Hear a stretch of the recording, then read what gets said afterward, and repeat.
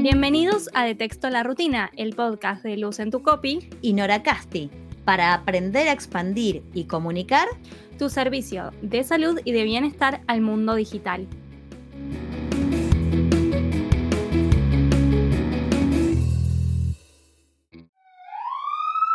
Aviso importante.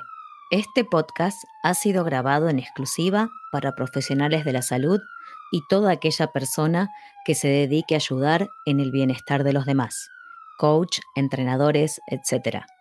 Si no es su caso, por favor, escúchelo bajo su propia responsabilidad. Gracias. Episodio número 5 de nuestra temporada 3. Hoy vamos a hablar de un tema que a veces parece bastante difícil de sobrellevar y es cómo vencer el síndrome de la página en blanco. Y estos dos temitas que vamos a abordar específicamente es a qué se debe este síndrome, porque es bueno saber cuál es la fisiología, por qué nos está pasando, por qué nos ponemos en esa situación cada tanto, por qué nos bloqueamos y no podemos avanzar, especialmente cuando se trata de redacción de artículos de blog, que son trabajos con una gran carga mental. Y también les voy a dar 3 ideas para poder desbloquear el síndrome. Así que nada, vamos a empezar con Luz. ¿Cómo estás, Luz? Hola Nora, ¿cómo estás? Muy bien. Bueno, interesante para aplicar para la vida, no solo para los profesionales de la salud y del bienestar. Yo creo que para nosotras, las copywriters, también está bueno, ¿no? También es, ¿qué pasa cuando llegas a un punto donde no sabes qué escribir y qué pasa? Sí, y además también a veces, más allá de que un blog requiere, como dije antes, una carga mental importante en donde vos decís, bueno, no voy a escribir un pequeño párrafo, voy a escribir un conjunto de párrafos que tienen que ser coherentes entre sí, que tienen que transmitir una idea, que tienen que transmitir un mensaje. Es como que uno se siente con una responsabilidad muy alta, pero incluso cuando se tratan de pequeños párrafos, o vos que manejas mucho el tema de copy, para personas que también llevan sus redes sociales y todo lo demás, también a veces se bloquean con qué pongo, qué voy a publicar, sobre qué contenidos, etcétera, y no saben cómo empezar a transmitirlo, ¿no? Sí, yo creo que el simple hecho de crear es complicado, ¿no? Para mí creo que tiene un poco que ver con este síndrome de la página en blanco, que es, bueno, ¿qué pasa con esta incertidumbre, ¿no? ¿Cómo lidio yo con la incertidumbre de la página en blanco? Quizás me puse un poco profunda, pero eso sí, ¿no? Creo que es esta incapacidad de producir nuevas ideas o nuevos materiales que hace que nos genere mucha incertidumbre y hace que, nada, nos trabemos. Exactamente. Bueno, vamos a empezar primero sobre a qué se debe la fisiología del síndrome de la página en blanco. También se lo llama el síndrome del o mal del escritor, perdón. Y en términos palabras difíciles, el término fisiológico de esta situación le han puesto pagblanfobia. Pag de página, blan de blanco y fobia de miedo. Pagblanfobia. Entonces, primero busqué una definición genérica de qué es la pagblanfobia y es una condición que va desde la ineficiencia para generar nuevas ideas hasta la incapacidad de producir nuevo material por algunos días o en algunos casos, a veces hay gente, especialmente los escritores, esto se da mucho de están bloqueados por años. Entonces, a través de la historia, este bloqueo del escritor ha sido una condición muy documentada y descripta, y la primera vez que se tuvo registro de este síndrome fue en 1947 y lo registró un psicoanalista llamado Edmund Bergler y habló sobre justamente la fisiología de la pagblanfobia. Así que te voy a contar un poco, Luz, qué es lo que ocurre en el cerebro de una persona que está con el síndrome de la página en blanco. En Claro. primer lugar, sí, ¿qué Una vez pasó? Decime. nunca podemos salir de ser médicos. Una vez que somos médicas, necesitamos todo explicarlo para que nuestros pacientes entiendan lo que es el síndrome de la página. No, ¿sabes qué es lo que pasa? Es que yo creo que cuando uno entiende, que lo que le pasa es algo que tiene que ver incluso con algo orgánico, se relaja un poco más, porque hay mucha gente que lo toma como, bueno, no No soy soy creativa, creativa. Claro. no soy creativa, lo mío, esto no es lo mío, no me puedo dedicar. Y en realidad lo que te está pasando tal vez es simplemente un tema orgánico, fisiológico, que lo único que tenés que encontrar es la manera de desbloquearlo y relajarte un poco con respecto a que no es algo que te define como persona. Así que por eso es la idea de meter esta fisiología, un poquito de medicina acá en el medio del podcast. Bueno, lo primero es que tengamos en cuenta que cuando nuestro cerebro se encuentra bajo mucho estrés, eh, hay una zona de nuestro cerebro que se llama la corteza cerebral, deja de tener el control principal, que es lo que normalmente suele suceder cuando estamos escribiendo, redactando, que estamos utilizando nuestras capacidades cognitivas y de habilidades también motoras, y para todo eso se requiere también mucho que esta zona del cerebro esté muy activa. Cuando estamos en estrés, esta zona se apaga, se empieza a apagar porque se sobrecarga, por decir así, se quema, y entonces empieza a activarse un poco otro sistema en nuestro cerebro que se llama el sistema límbico. El sistema límbico es un conjunto complejo de estructuras, no es como la corteza cerebral, que es un lugar en el cerebro, sino que esto es un conjunto de cosas. Está compuesto por el hipotálamo, el hipocampo, la amígdala y otras áreas. Entonces, las principales funciones del sistema límbico están relacionados con la memoria, la emoción y los instintos. Y ahí viene el problema, porque vos tenés que realizar una actividad que requiere de mucha cognición, es decir, de mucho conocimiento, actividad cerebral, de la corteza cerebral frontal, y empieza a suceder esto, que empiezan a predominar los otros, los del sistema límbico, porque estás en una situación de estrés. Es decir, que predominan las emociones. Bien, básicamente es como si a tu cerebro le hubiese agarrado un piquete y dijo, ya está, voy a dejar de producir piquete. O paro O paro de transportes en el cerebro, no te escribo más, ya está, se acabó exactamente, la idea, ¿no? ¿Entendimos exactamente. bien? Exactamente. Y lo peor de todo es que cuando nos bloqueamos, nos estresamos porque no nos sale nada. Y entonces lo que hacemos es generar un círculo vicioso. No soy buena, no me sale esto, empezamos a tener pensamientos negativos del estilo de descalificativos hacia nosotros mismos, nos genera más estrés y así el sistema límbico vuelve a tomar el control, desaparece el control principal que necesitamos para ese momento de la corteza y listo, y nos encontramos en una rueda sin parar.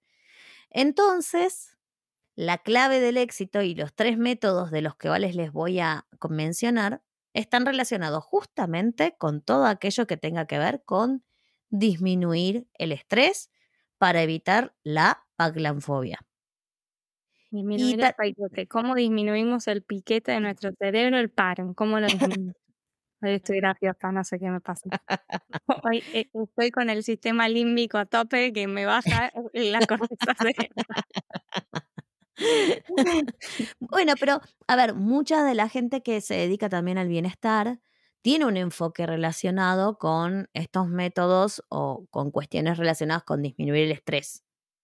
La meditación, el tema del mindfulness, digamos, todas esas estrategias, cantar, relajarse. Bueno, todo eso sirve para evitar que aparezca ese síndrome. Por lo tanto, voy a dar algunas ideas pequeñas para disminuir. Y después voy a preguntarte a vos qué es lo que haces cuando te pones en esa situación de síndrome de página en blanco, cómo salís de eso. En primer lugar, la primera idea es, dado que la fuente principal de ausencia de ideas al momento de escribir suele ser el estrés, mi primer tip va a ser de que hagas una actividad que disminuya esa sensación. Y voy a contarte la que yo utilizo, que la verdad, sinceramente, la encontré en internet, no sabía que me iba a servir tanto y me encanta. A mí personalmente me encanta. Esta herramienta de creatividad y de relajación se llama Zentangle y es garabatear, es hacer garabatos en una hoja haciendo dibujos sin sentido y que vayan creándose cosas a partir de esos dibujos sin sentido. De hecho, nosotros de niños, sin ser Picasso, hacíamos garabatos y nos divertimos y nos expresamos. Y bueno, la idea es justamente utilizar el Zentangle, le dicen Zen por justamente la parte de relajación, de hacer estos garabatos, y tangle porque justamente quiere decir en inglés, es una técnica de garabatos. Este método fue creado por María Thomas, una calígrafa, y por Rick Roberts, un instructor de yoga. Y surge en el 2004 de la unión justamente de la palabra meditación y garabatos enredo. Y se trata de dibujar patrones abstractos, formas geométricas, curvas, no es de ponerse a dibujar un sol, la casita, el prado, no, no, no, es todo abstracto. E ir combinándolos en forma repetida para crear una obra artística. El objetivo principal es estimular la sensación de tranquilidad y meditar a través de la ilustración. Es una estrategia súper sencilla que hasta incluso, y que lo único que tenés que tener es un papel y boli. Es decir, ya está. Eso es lo único que necesitas. Hasta si querés y tenés hijos y querés ponerse con ellos a practicar juntos y a divertirse un rato, es simplemente garabatear. Yo le agrego muchas veces de fondo un poco de música, alguna velita con olor a vainilla o algo así, y me empiezo a relajar con esta técnica que el costo es cero. De hecho, incluso si quieren, pueden googlear en YouTube la palabra Zentangle y pueden hasta incluso encontrar libros en donde te enseñan qué patrones podés ir creando a partir de estructuras abstractas. No con la intención de que los imites, sino de que de alguna manera te inspires, ¿sí? Podemos encontrar hasta libros en español, tanto para adultos como para niños, con estas actividades.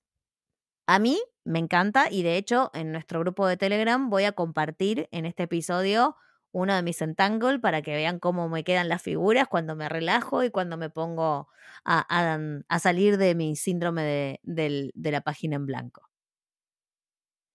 Como segunda idea, podría llegar a ser, bueno, pensar un poquitito, una vez que uno entiende que la relajación o la manera de desestresarse es una buena técnica para que aparezcan las ideas, es bueno también saber un concepto y algunos tips de cómo vienen las nuevas ideas a nuestro cerebro.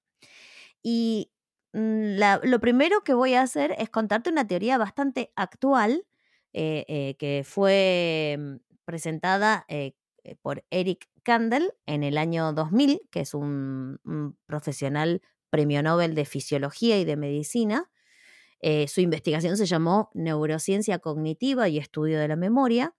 Y lo primero que hizo fue desterrar en su explicación este sistema de que tenemos un hemisferio en nuestro cerebro que es creativo y el otro que es analítico. De hecho, suelen aparecer incluso imágenes en donde la mitad está llena de mariposas, colores y todo lo más, y el otro medio como herramientas y todo eso. Bueno, esa es una teoría antigua de Roger Sperry que este nuevo muchacho, Eric Kandel, la echó por tierra y dejó en evidencia con su última investigación que nuestros hemisferios se comportan como si estuviesen integrados. No hay un espacio para la creatividad y un espacio para la parte de las matemáticas.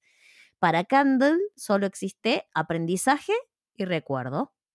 Y estos trabajan en diferentes combinaciones a lo largo de todo el cerebro. Nuestro cerebro se va encendiendo, activándose a lo largo del día en diferentes momentos, no todo al mismo tiempo, por supuesto, pero es en todas partes donde se produce el aprendizaje y el recuerdo. Entonces, de tal manera, tu capacidad de análisis e intuición trabajan en forma simultánea, en diferentes combinaciones.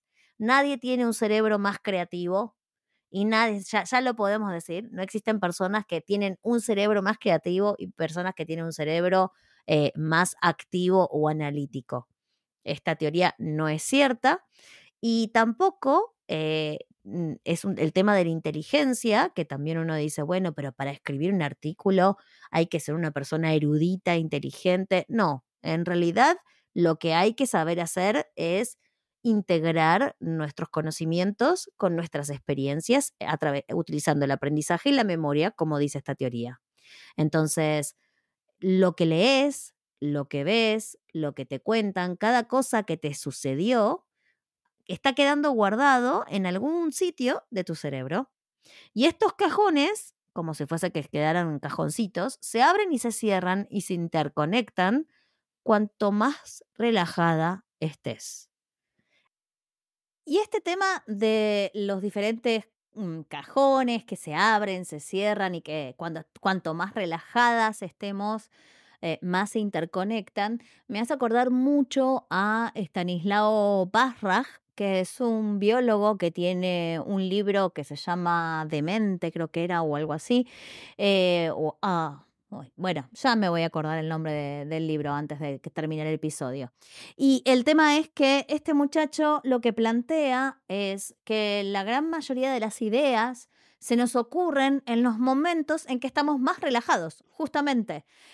Él comentaba que a él se le ocurrían ideas, se dio cuenta que se le ocurrían buenas ideas de investigación, en el área de investigación y todo lo demás, cuando estaba llevando a la plaza a su hija y la columpiaba.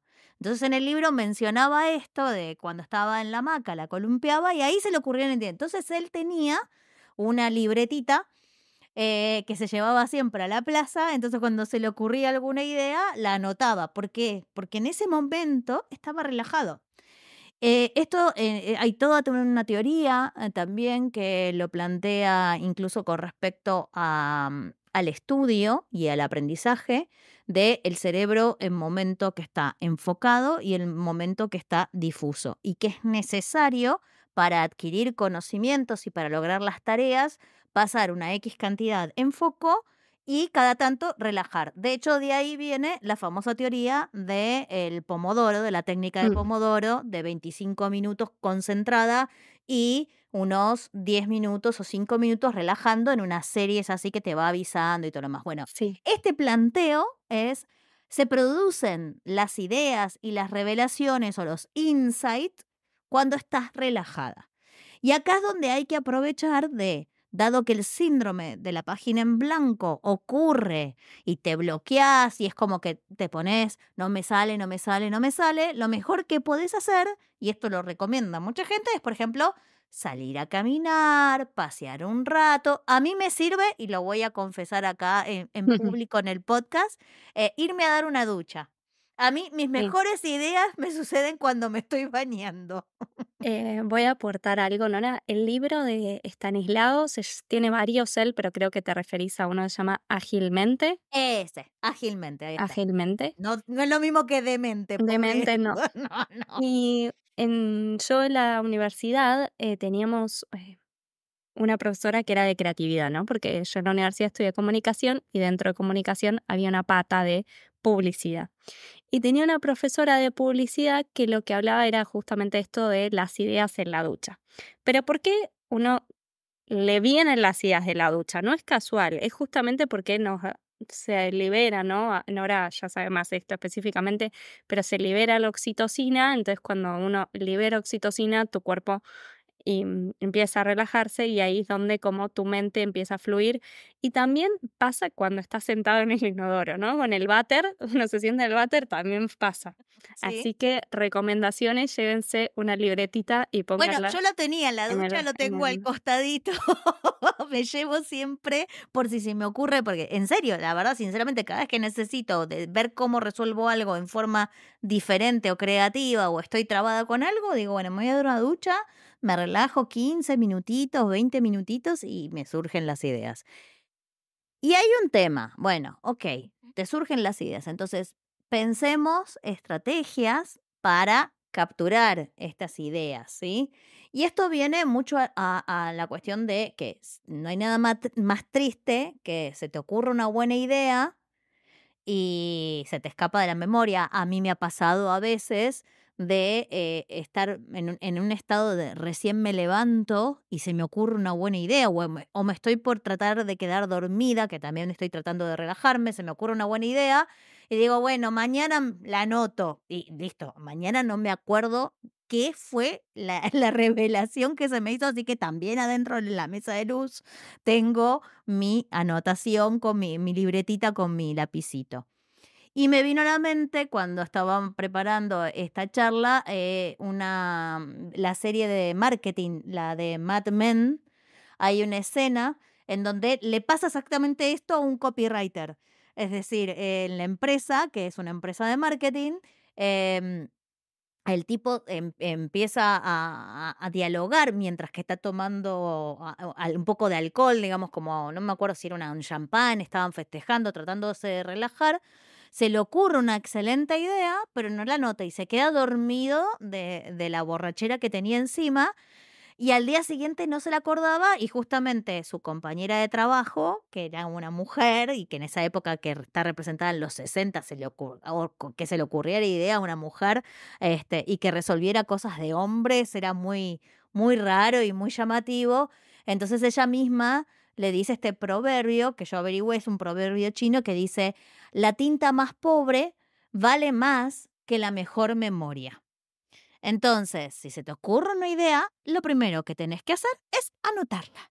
No la dejes escaparse porque lo peor que te puede llegar a suceder y para combatir este tema de la fuga de las ideas reveladoras es que no la anotes. Así que empecemos por la estrategia más sencilla que es anotar las ideas cuando estás relajado. Elegí el formato que quieras.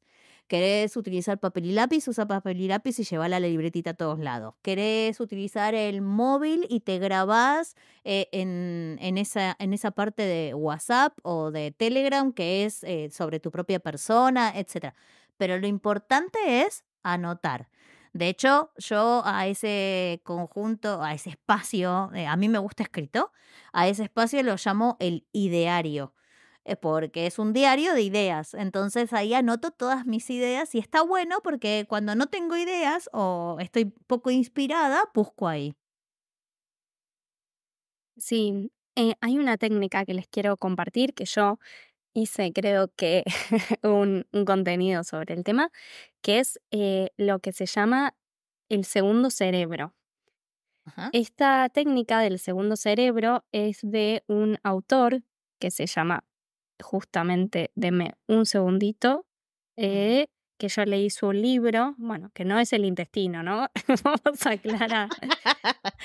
Tiago Forte se llama el creador de esta técnica, se llama el segundo cerebro, que él construye un método para el guardado y la acumulación de ideas, ¿no? Es el método para, que no me voy a poner a desarrollar esto, Ok. pero lo que él habla es cómo guardar tus ideas para que no estén todas como desordenadas en este ideario o en este pensadero o melonar, porque yo tengo varias cosas que le llamo de distinto nombre, que es exactamente lo mismo, que es como encontrar, acumular cosas en base a temas. Por ejemplo, voy a yo tengo una columna que es solo frases, frases inspiradoras, frases que me gustan, frases que me parecen interesantes. Entonces yo las voy apuntando ahí en frases y cada dos por tres que escucho una frase la voy dejando, o sea, primero lo vuelco todo como en un inbox general y después lo voy separando en base a qué me interesa. Puede ser, dentro de esta categoría podemos incluir podcasts, podemos incluir libros, entonces está muy bueno porque cuando uno no tiene ideas o, por ejemplo, no sé, no sabe qué leer, ¿no? Es aplicable a todo, uno puede ir a este segundo cerebro y dentro de su lista encontrar de forma fácil lo que quiere. Yo lo tengo ordenado como un tablero Kanban.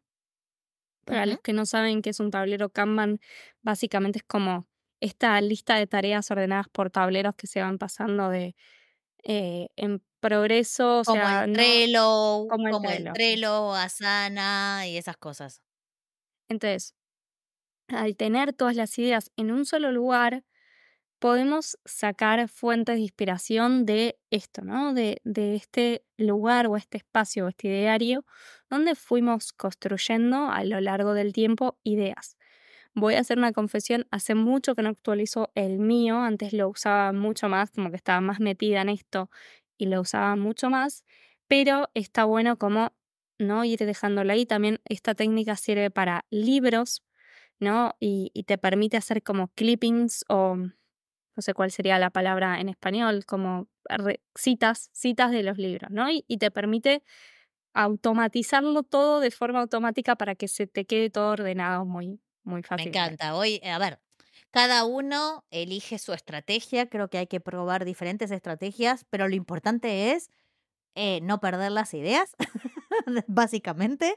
Elegí la que mejor te venga. Me encanta esto de el segundo cerebro, es muy buena teoría. Todavía no tuve tiempo de profundizarla, pero la verdad, sinceramente, no podemos recordar todo. Entonces, está bueno que dejemos en algún lugar nuestras ideas y que de esta manera pensemos también todo el tema de que a partir de estas ideas que se relacionan, que aparecen de repente, pensemos en la creatividad, ¿no? Porque uno dice, yo no soy una persona creativa. En realidad las personas creativas lo único que hacen es relacionan ideas de manera diferente. Eso es todo, eso es ser creativo, es relacionar las cosas de una forma diferente. Y esto me encantó porque lo escuché de una charla TEDx de Gilbert, que es la autora del libro Comer, Rezar y Amar. Y ella es escritora, así que ella tiene que hablar justamente del tema de cómo vienen las ideas y cómo es que ella es creativa. Y me gustó porque ella narraba en esta charla TED que en la antigüedad la creatividad no era algo de los humanos. En la antigua Grecia y en Roma, la gente no creía que la creatividad provenía de nuestra mente. La gente pensaba que era un espíritu asistente divino que venía a los humanos de una fuente distante y desconocida por razones distantes y desconocidas. Es decir, la creatividad era algo ajeno al ser humano. Existía como una entidad a nuestro alrededor. Entonces, los griegos llamaron a estos espíritus divinos, asistentes de la creatividad, los daimones. Y los romanos los llamaron los genios. Entonces, ellos opinaban que esta entidad mágica, divina, vivía literalmente en las paredes del estudio del artista y que salía y asistía invisiblemente al artista con su trabajo y le daba forma al resultado de ese trabajo. Voy a Ento- empezar a pintar en mis paredes genios, a ver si salen. A ver, voy a empezar a tocar las paredes, a poner velas, a rezar a las paredes, a Yo ver voy a si pon salen. yo voy a poner, en nuestro episodio, en nuestro grupo de Telegram, para que vean esta charla TED, porque vale la pena. Hay muchas cosas más que dice, pero quiero recomendarles porque dice que en la antigüedad, si tu trabajo era brillante, no te lo podías atribuir como mérito propio. Todos sabían que vos tuviste un genio que te había ayudado, algo incorpóreo, no era tu creatividad, era la del genio. Pero de la misma forma que si tu trabajo fracasaba, no era totalmente tu culpa, era culpa del genio. Entonces, durante mucho tiempo, esta fue una excelente estrategia para eliminar la tensión de, bueno, tengo que escribir algo, tengo que crear algo, etcétera. Y estaría buenísimo que nosotros nos hubiésemos mantenido en ese estado porque no nos generaría tanta tensión escribir un blog, un post o un artículo, pues decimos, bueno, no me salió, es culpa de este genio. Pero todo cambió, esta manera de interpretar la creatividad en el Renacimiento, y en el Renacimiento todo giraba alrededor del ser humano, el ser humano era el centro del universo y por primera vez en la historia empezamos a escuchar a la gente referirse que este o aquel artista era un genio o tenía genio. Y bueno, nada, ahora hay que hacerse cargo de la creatividad porque hoy en día depende de nosotros ser geniales o no y hay que escribir, aunque algunos gurúes del copywriting admiten que entre el 60 y el 70% de esta actividad es investigar, y esto es así, gran parte de poder escribir de una manera que conecte, que enganche, etcétera, requiere de que nos tomemos nuestro tiempo para investigar cómo hablan las personas, cómo dicen, qué dicen, etcétera. La creatividad es un tipo de disciplina, ya sea arte, ciencia o tecnología, y surge cuando la mente puede mezclar conceptos o temas totalmente distintos. Así que es cuestión de hacerse cargo, no nos queda otra, porque ya quedamos que los genios somos nosotros, después del Renacimiento los genios somos nosotros, y empezar a buscar maneras de relajarnos para tener estos espacios de creatividad. Y si tengo que recomendar en este episodio algún libro, aparte del de Ágilmente, y en el grupo de Telegram les voy a poner la charla TED, les recomiendo el libro Roba como un artista de Austin Kleon, que opina que cuando pensamos que algo es muy creativo, novedoso u original, realmente la mayoría de las veces no somos conscientes de que gran cantidad de referencias y fuentes de inspiración vienen de otros. Así que ser creativo es algo que surge de otros. Sí. Mm. Bueno, me encantó este episodio, creo que les dimos un montón de tips e ideas sobre cómo disparar su creatividad, cómo ser más creativo, cómo, esto que Nora dice, cómo hacerse cargo de nuestra propia creatividad. Entonces, encima les estamos dando un montón de recursos que pueden encontrar en nuestro grupo de Telegram, que nos pueden buscar en @detexto_la_rutina.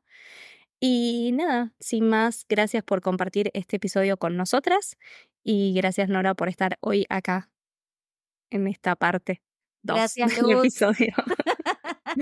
Gracias, Luz. No. La verdad, sinceramente, me encantó que podamos charlar sobre estos temas. Voy a dejar en el grupo de Telegram más todavía porque hasta encontré investigaciones acerca de este tema, así que los que les pareció interesante aprender sobre creatividad e ideas para desbloquear este síndrome de la página en blanco, métanse en nuestro grupo y lo van a pasar muy bien porque van a obtener mucha información más. Nos estamos viendo. Chau, chau.